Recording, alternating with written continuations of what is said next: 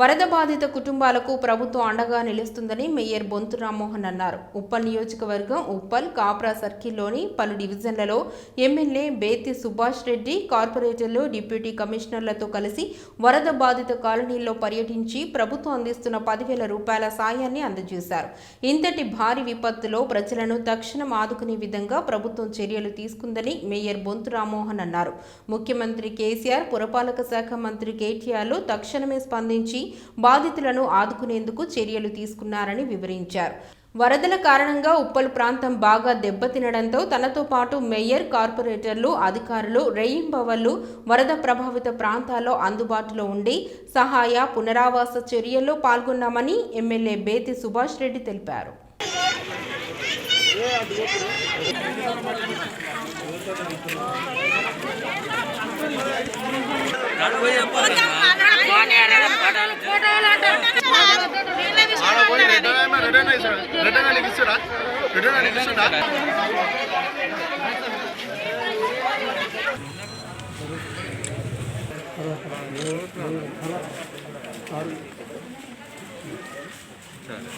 Phone చేసి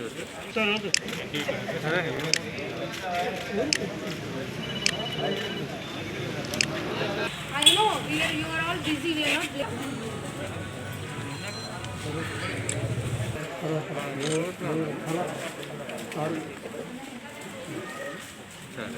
phone చేసి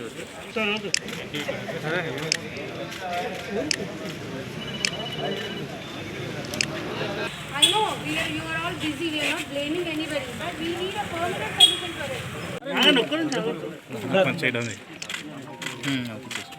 అమ్మా ఎవరు ఇస్తారు పైసలు? కేసీఆర్ గారు ఇస్తున్నారని చెప్పు.